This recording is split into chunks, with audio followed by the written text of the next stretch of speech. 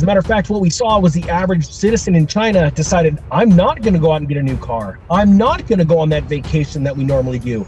They had a huge reality check, and then Wall Street got hammered. I was in the UK. Food is insanely expensive, homeless everywhere. But there is a point where the Federal Reserve goes, okay, now we are not going to backstop any of this other things. We're going to let it fail. And that's when the bail-ins start.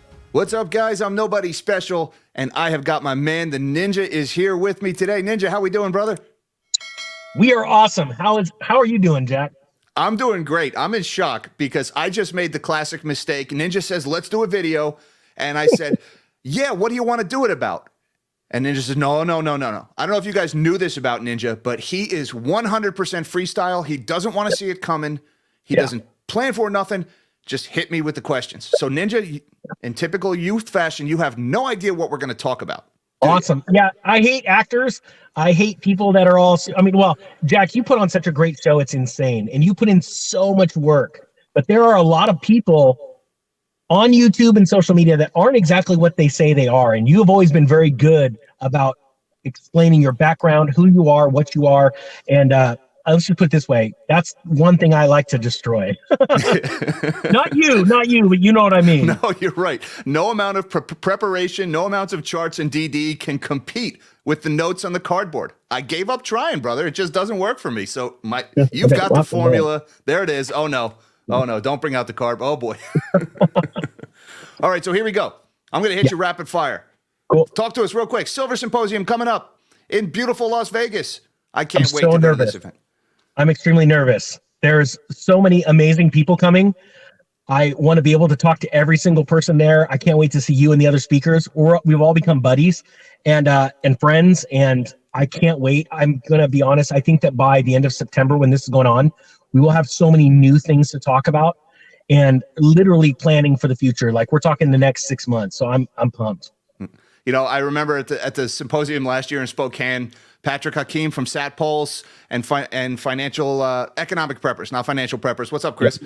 From economic preppers, you know, he came up to me and he didn't even know I was a YouTuber because I was just that undercard guy that was also there. But he says, "Oh, I'm really looking forward to meet the Ninja, but I'm a little nervous." And I was like, "No, you don't understand. There's no nervous when meeting the Ninja. Come on, let's go walk right up to him."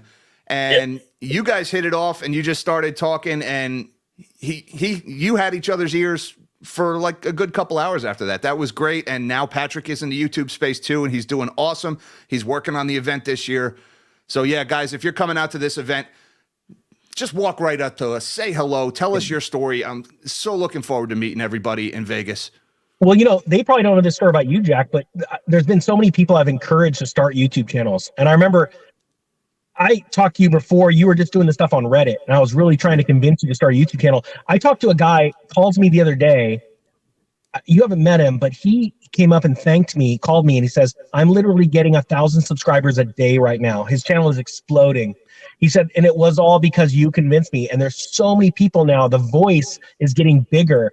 And I've told you this before. Actually, I said it today because you're asking me questions on how I do things and how they work so well. It's not about us. It's about other people. And as we sow into other people, it just explodes. And so what I think is exciting about Silver Symposium is I'm going to bring someone to film, and I'm just going to, when you ask me a question, or not you, but anyone, I'm going to mic them or point the mic at them, and then I'm going to answer it because it's so much easier for me to speak when people are asking me questions off the cuff. So we'll see what you do. What do you got planned? A cameo on the Ninja channel. I plan on giving updates on China, on everything, because last year at the symposium, I gave the whole talk about China. And I told people, hey, the story's fallen from the headlines, but it's still out there. And this time next year, we're going to be talking about it again. And lo and behold, a month before the symposium, it's starting up again. So I think there is going to be plenty to talk about China by the time the symposium comes around. It's happening in real time right now. But I call it the mosaic. Every person I meet at these events is in a different industry, different line of work, has a different side hustle, or runs a different business. And every single one, what part of the country they're from and what they're seeing in their market, I call it a mosaic. You get this idea of what the economy is doing when you piece all of these unconnected stories together. You get such a good picture of what's going on. And that's my favorite part of these events, is having these conversations with all of you guys who are there and hearing your story and how you're adapting to this economy, it makes the channel better, I think. Yeah, there's gonna be a lot of crypto stuff this year, so it's the name shouldn't fool people, or it's gonna, because we brought in a bunch of crypto stuff. Outstanding. All right, here comes the rapid fire. Ninja has Let's no do it. idea what's coming. All right, so I'm just going to tell you. China, we've got Country Garden, we've got Zhongrong. Something's gone wrong at Zhongrong. What's going on in China, Travis? Give me your take. Well, let me go super basic. China's collapsing. They're over leveraged, and they are trying their hardest to get other banks, China to cover for Evergrande and all these other companies, right?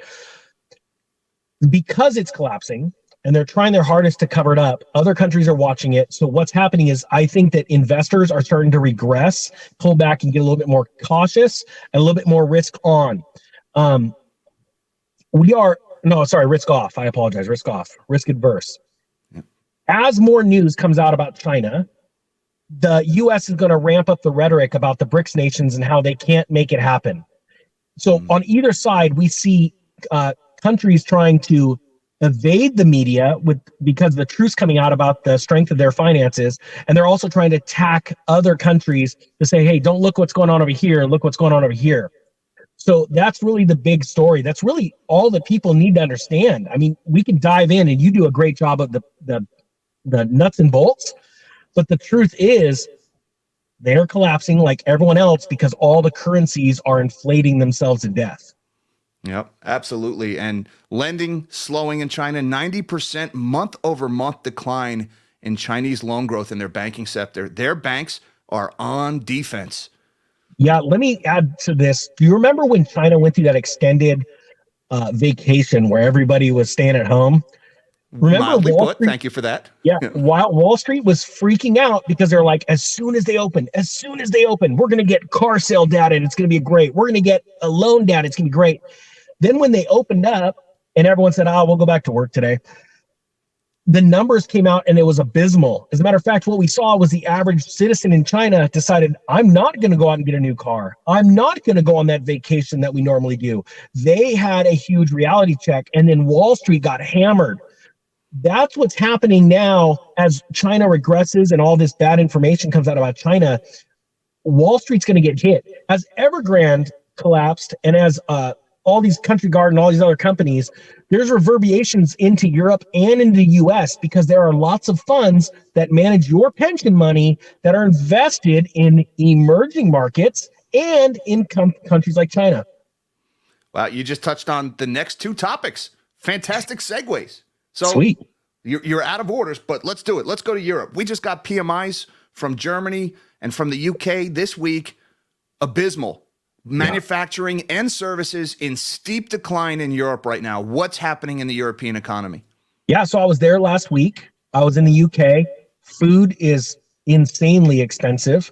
Homeless everywhere. There are migrants coming in, and it is tapping their economy. Let me use that. Something that just happened in the US. I'm blanking out, but there was a company. Oh, yeah, Elon Musk and Twitter is getting hit because of their... Were they getting sued because they're not hiring enough immigrants? SpaceX. It was SpaceX they're suing. Yep. So now, how do you feel as an American citizen that pays taxes that some of the largest companies in the country are coming under legal scrutiny and under fire because they won't hire people that are not in the tax system? This is insanity. Well, you go back to the UK and Europe, and it's falling apart. I hung out with Neil McCoy, and to get an idea of what's going on, you really have to be there and talk to the people. And they all agree. The price inflation is way worse than the government saying. Ironically, though, Europe is being more, in the UK, they're being more honest than the US. Yeah. And I saw that video you did with Neil, and that's what reminded me of the ninja doesn't want to see it coming. He just wants just lay it on him. And it sounded like Neil was kind of doubting you in that video, and you're like, oh yeah, well, let's do it right now. Don't tell me. Yeah, so Neil, literally before I started that video, I'm like, hey, remember, there's no editing. He's like, no editing at all. And I'm like, no. And so like halfway through the video, he's telling my buddy behind the camera, oh, edit this out. And I look at him like, that just made the reel. Pretty funny. That's the highlight reel right there. Yeah. Exactly. All right, another topic you touched on briefly there, and it's one that you were way ahead of the pack from. I remember talking to you about this in 2021, and I remember your soundbite. You said right now nobody even knows what a CMBS is, but very soon everyone and their brother is going to be talking about commercial real estate and commercial mortgage-backed securities. What do you see going on in the CRE market? So what's scary is we don't see much. Because this is very big. It's way bigger than MBS. On a dollar scale, it's so much bigger. And because of the pandemic, it's so much worse. When you see banks break apart, like what we saw in the spring, and they say that this bank came in to buy these assets, this bank came in to buy these assets, and then a news anchor goes, the only thing left is the commercial mortgage-backed securities. You go, wow, like the banks won't touch them. And there are some banks that are more leveraged than others to commercial real estate. What's the next thing, and I haven't done any videos on this yet, but essentially, I don't think people really realize this, but there's a whole business for banks, and Truist Bank is one of the worst. They can actually rent other banks' deposits to make their bank look more solvent. It's a whole underground business, very similar to the overnight lending rate. And so you have banks that are massive that have been built up on a lie. And so where you think that Wells Fargo, and this is why Wells Fargo made a bunch of fake accounts a long time ago. They wanted to make them look bigger so that they can do more risky borrowing. That's going to be the story, I think, coming into this next cycle, being this next couple of months, is how many banks are being shown to be frauds but technically they're not because it's legal. They're going and borrowing deposits. They're paying rent for your deposit and putting them on their books. Another thing that blows me away is this bank that I came out. Remember when I said there was going to be a bank crash on the third week of August? And the day before the third week started, the Fed came out and put a cease and desist notice on a bank called Farmington Bank. It only has 4 branches, but Farmington Bank created their own currency. And I am shocked. I didn't even know that was happening. I am shocked that this isn't making national news. But they got shut down for becoming their own Federal Reserve, essentially. And that's what people don't realize. It was a crypto asset. They were actually making money from the minting and the burning of these tokens. Mind blowing. And I'm gonna go out on a limb here, and I believe there are other banks that have done it too. And it's amazing because Farmington State Bank was welcomed into the Federal Reserve System by Mary Daly, the head of the San Francisco Federal Reserve Bank. It happened on her watch. The same Mary Daly who oversees a couple of other names you might have heard of, like First Republic Bank, like Silicon Valley Bank. A lot of interesting things are happening in her district on her watch, and she still has a job. So I don't talk about this. I've never talked about this. You'll get the exclusive. But in 2017, I was working to become a bank as well, one of my companies. And Ninja Bank. I love it. I went through all of the steps of getting access to the repo window. And it was pretty scary how easy it was. Wow. And yeah, that's all I'm going to say about that. Yeah, I used to go to these conferences and rub shoulders with some insane policymakers before anyone knew who they were. And I would sit down because of my understanding of cryptocurrencies and what I was doing in the past. I had their ear. And so now seeing all this collapse and why I believe you're seeing Farmington being the first one is because it only has 4 branches. It's very small. They always start with the smallest banks to get the public used to the bad news narrative. And so you just go, oh, this is just happening. Don't worry, your deposits are safe, because as of right now they are, and they will be for some time. But there's a point where the Federal Reserve goes, okay, now we are not gonna backstop any of this other things. We're gonna let it fail, and that's when the bail-ins start. Yeah. By the way, do not make me have to do a deep dive someday into the balance sheet of Ninja Bank. I rue the day that I ever have to do that, because I've been doing that a lot lately. I don't want to do that for your bank. It was extremely preliminary. There was nothing in writing. It was me getting all my information together and them looking at my stuff, and they said, okay, yeah, we can make this happen. And I honestly, the only reason that stopped me, because I was going to start a bank and get access to the repo window, because I wanted to take advantage of literally buying thousands of foreclosures. It was because of a business partnership. I just decided, no, I didn't feel right about the team that I had built. Makes sense. That's it. Yeah. So I'm going to give you one little tidbit here, just a tickler, if you will. Yeah. Farmington State Bank, take a look at their balance sheet and look under their asset column. Look at their loan book. There's something very interesting in there. I'm curious if you look at it and come up with what I looked at. Yeah, I didn't check it. Is it? Yeah. Does it have certain line? Is it separated the line items on it like commercial, residential, and then like deposits? It didn't have the granularity like the assets for sale versus held to maturity that we've seen with some of the bigger banks. But on paper, if you look at the most recent balance sheet at Farmington State Bank, it looks like the healthiest, most solvent, best run bank in the world, which we obviously know is not the case. But it's something about that number, that 11.6. I've talked about it in my video. Nobody else is covering it out there. But I think I know what's going on, what failed that bank, and what the regulators are trying to do. They're trying to claw back stolen FTX money, and that's what's killing that bank. Ooh, all right, I'll check that out. Yeah. All right, moving on. Japan, yield curve control. Yes. Japan has announced a tweaking to their yield curve control policy. It was a couple of weeks ago. And really, right around that time, it seemed like that's when the tide in the markets started to withdraw a little bit, started to shift. So what's your take on what the Bank of Japan is doing and what that might result in? Well, Japan warned us in last November, that if they need to step in and bolster their currency that is collapsing, it may lead to them selling their treasuries, U.S. treasuries. If that happens, if we see a country the size of Japan become net sellers, we have problems. And a lot of people, I don't know the bond market very well, but bond rates are rising. The 10-year keeps rising, and I believe the Fed is having to catch up to the 10-year. Whereas I get a lot of, social media guys that are sitting there saying, oh, you don't know what you're talking about. I'm like, yeah, but you're also the one that keeps saying, these guys keep saying that the Fed's going to reverse course and they were going to stop raising rates two months ago. That's not the case. I honestly think that what's happening is the Fed knows that it has to try and get ahead of that 10-year bond market. And I think that there are so few people willing to put money in the 10-year. There's tons of them willing to put it at the 1 month right now. But that 10-year rate, as it keeps going up, they got to sort of get on top of it and hope to get it pushed down. Well, how do you get that pushed down? You need more buyers than sellers of bonds.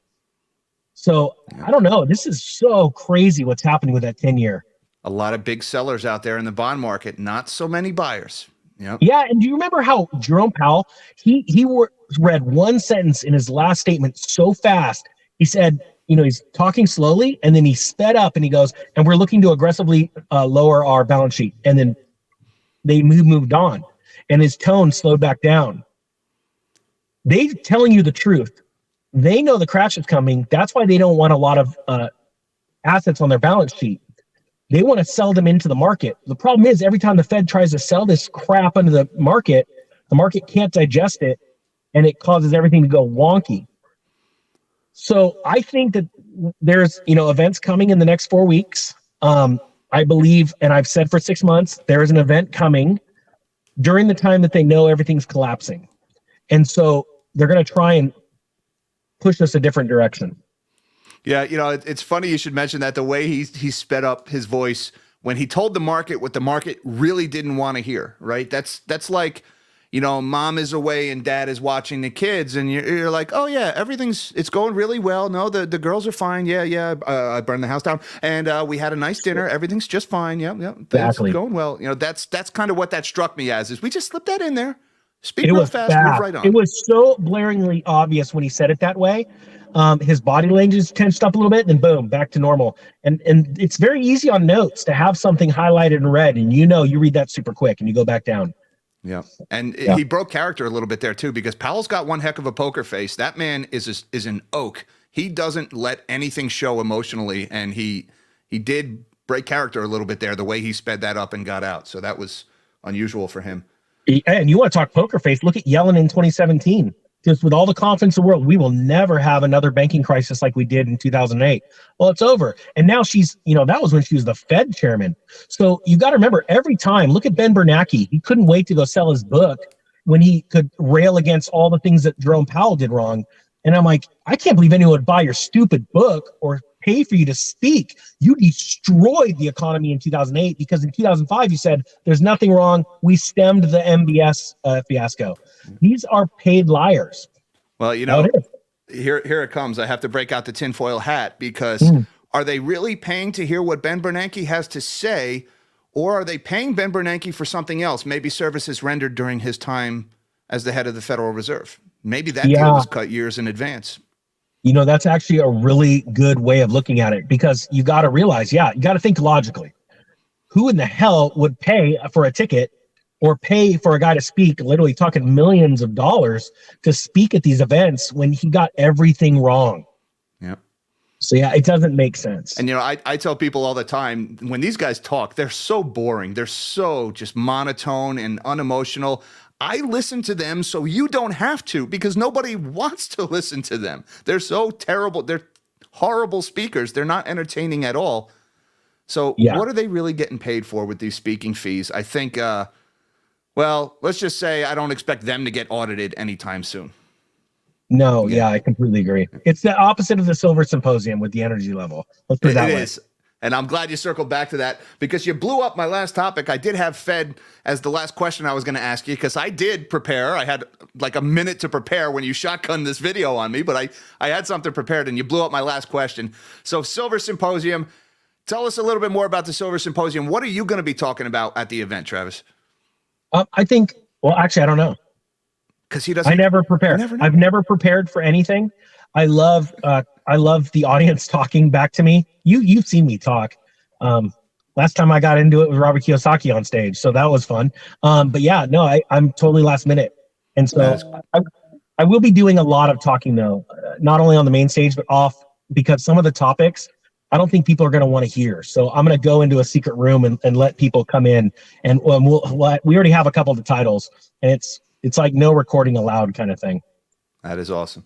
I'm really looking forward to seeing you again in person. I'm looking forward to hearing you speak at the event. I'm looking forward to seeing you work and to meet all these people, having drinks afterwards. These are long nights at these events, and the events happen during the day, and everybody gives their presentations and their panels and everything, but it goes on into the night. We meet up at whatever restaurant later on or whatever bar, and they're really just fantastic events. I've gone to a couple of these with you now. We did the event in Denver, the event in Dallas, Spokane last year. I have enjoyed every single one of them. And the few I haven't gone to, I've always regretted it later on. So I'm really looking forward to going to Vegas. So thank you for including me in this event. And I'm going to see you in Vegas, brother. I'll give you the last word. Yeah. Hey, make sure to check his link. Jackson put a link below. Everybody that buys a ticket, it comes with 1 ounce of silver, and Jack's link is a discount link. So the amount we're making off each ticket, when you know how much it costs, and actually this isn't my event. I'm just helping the people because it's a cause that I believe in, getting people information about silver. And so they're actually adding a silver coin. Everyone gets one. They're putting silver in people's hands. It's their mission. So that's the last word. I'm just one to be a man of action. Outstanding. Well, thank you for your time. Thank you for blindsiding me with this interview. It was awesome, but you're welcome back anytime, and you nailed it. All those questions, no prepared remarks, no nothing. That was Ninja on the fly, off the cuff. Classic Ninja. Thank you, brother. I appreciate that, and I'll let you do your sign off. Right on, everybody. On behalf of that. Oh, you tripped up at the end. We can't edit Ninja. That's going in. The Economic Ninja is out.